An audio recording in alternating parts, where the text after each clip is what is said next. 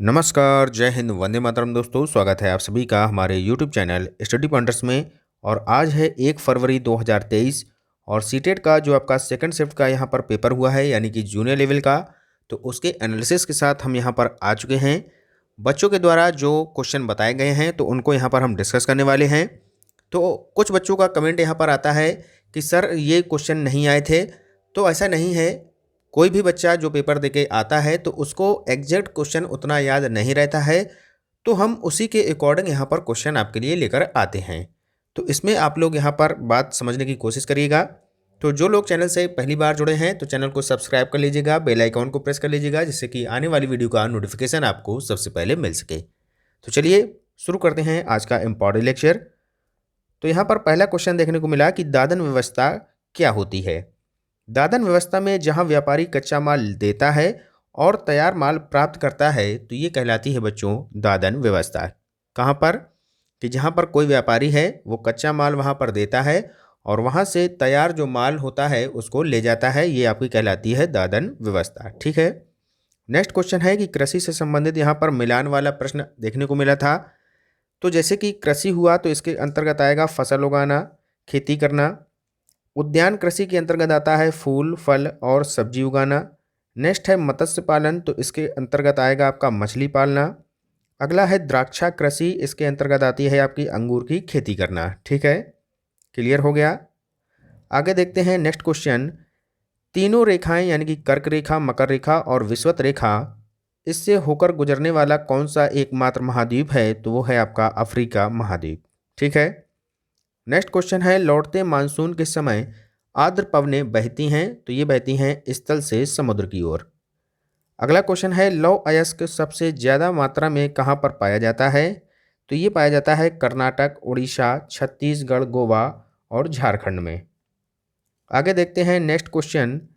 Prince Charles पर्वत कहाँ पर है, तो ये है बच्चों अंटार्कटिका में। थार मरुस्थल से यहाँ पर क्वेश्चन देखने को मिला था। अब एग्जैक्ट क्वेश्चन क्या था ये तो नहीं पता है, इसके बारे में जान लेते हैं। ये आपका राजस्थान में पड़ता है। आगे इसके कुछ महत्वपूर्ण पॉइंट दिए हैं, उनको देख लेते हैं। थार के मरुस्थल का 85% भाग जो है भारत में है, जबकि 15% भाग जो है पाकिस्तान के अंतर्गत आता है। अगला पॉइंट है कि थार मरुस्थल भारत का सबसे बड़ा मरुस्थल है और थार मरुस्थल को महान भारतीय मरुस्थल के नाम से भी जाना जाता है। चलते हैं आगे, अगला क्वेश्चन देखते हैं। संविधान के अनुसार राज्य के कितने अंग होते हैं, तो इसके 3 अंग होते हैं। कौन कौन से? विधायिका, कार्यपालिका और न्यायपालिका। और यहाँ पर आपसे एक क्वेश्चन और बनता है कि संसद के कितने अंग होते हैं, तो इसके भी 3 अंग होते हैं। एक होता है आपका राज्यसभा, एक होता है आपका लोकसभा और एक होता है राष्ट्रपति। तो ये 3 अंग होते हैं आपके संसद के। अगर ऐसा क्वेश्चन बनता है तो ये आंसर आपके होने वाले हैं। आगे देखते हैं नेक्स्ट क्वेश्चन। विटामिन सी की कमी से कौन सा रोग होता है, तो ये होता है बच्चों स्कर्वी रोग। और विटामिन सी का रासायनिक नाम क्या होता है, ये आपको कमेंट बॉक्स में आंसर करना है। इसका विटामिन सी का रासायनिक नाम क्या होता है। अगला क्वेश्चन देखते हैं। 7वीं कक्षा में पढ़ने वाली रीना लिखने में बेहद कठिनाई का अनुभव करती है। संभव है कि वह ग्रसित है किससे? डिस्ग्राफिया से। ठीक है। नेक्स्ट क्वेश्चन है भारत के लगभग मध्य भाग से होकर गुजरने वाला प्रमुख अक्षांश कौन सा है, तो यह है कर्क रेखा यानी कि कर्क वृत्त। और जो कर्क रेखा है भारत के 8 राज्यों से होकर गुजरती है। वो राज्य कौन कौन से हैं, तो उनमें से आता है आपका राजस्थान, गुजरात, मध्य प्रदेश, छत्तीसगढ़, झारखंड, पश्चिम बंगाल, त्रिपुरा और मिजोरम। तो इन 8 राज्यों से जो है आपकी कर्क रेखा होकर गुजरती है। अगला क्वेश्चन है कि वायुमंडल की निम्नलिखित परतों में से कौन सी परत जो है वो हवाई जहाज उड़ाने के लिए सबसे आदर्श परत है, तो ये है आपका समताप मंडल। ठीक है, यानी कि स्ट्रेटोस्फियर। चलते हैं आगे, नेक्स्ट क्वेश्चन देखते हैं। बच्चों में जेंडर रूढ़वादिता एवं जेंडर भूमिका अनुरूपता को कम करने के लिए निम्नलिखित में से कौन सी पद्धति प्रभावशाली है, तो इसमें है जेंडर पक्षपात के बारे में परिचर्चा करना। ये जो है पद्धति यहाँ पर प्रभावशाली है। अगला क्वेश्चन है उच्च प्राथमिक स्तर पर निम्नलिखित में से किस विषय को सामाजिक विज्ञान में सम्मिलित नहीं किया गया है, तो यह है मनोविज्ञान, साइकोलॉजी। ठीक है। सामाजिक विज्ञान में शामिल जो विषय हैं उसके अंतर्गत आता है इतिहास, राजनीति विज्ञान और भूगोल। आगे देखते हैं नेक्स्ट क्वेश्चन। अगला है कि निम्नलिखित में सही जोड़े बनाइए। एक तरफ आपके आंदोलन दिए गए हैं यानी कि संगठन, और दूसरी तरफ उसके सुधारक। तो ब्रह्म समाज के यहाँ पर अगर देखा जाए तो केशव चंद्र सेन यहाँ पर सुधारक हो जाएंगे। अगला है युवा बंगाल आंदोलन, तो इनका संबंध हो जाएगा हेनरी लुइस से। नेक्स्ट है रामकृष्ण मिशन की स्थापना स्वामी विवेकानंद जी के द्वारा की गई थी। अगला है अलीगढ़ आंदोलन, तो सर सैयद अहमद खां इनसे रिलेटेड हो जाएंगे।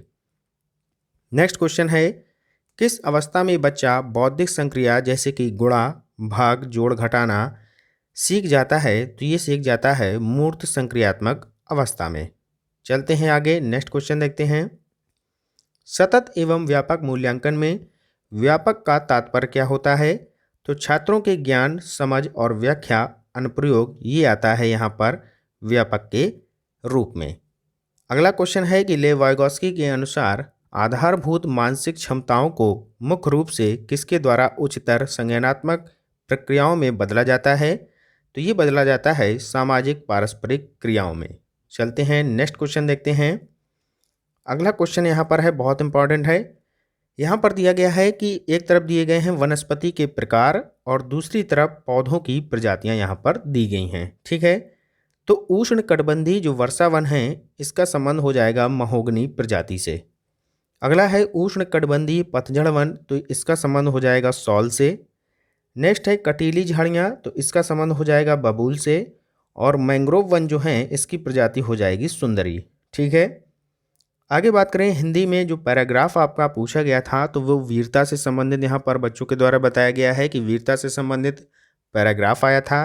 और कविता के अंतर्गत बताया गया था कि आदिवासी से रिलेटेड, जैसे कि द्रौपदी मुर्मू जो वर्तमान में भारत की राष्ट्रपति हैं, इनसे रिलेटेड कुछ यहाँ पर कविता पूछी गई थी। तो ये सारे क्वेश्चन थे। आगे बात करें मैथ में तो डेली इस तरीके से यहाँ पर पूछे जा रहे हैं।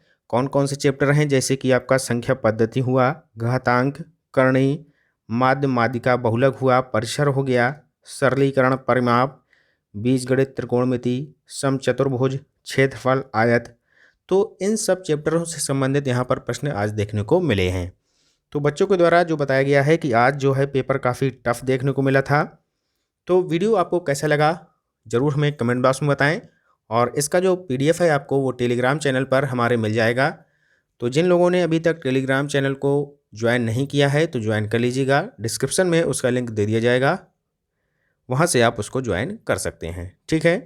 तो मिलते हैं नेक्स्ट वीडियो में, तब तक के लिए पढ़ते रहिए, आगे बढ़ते रहिए। जय हिंद, जय भारत।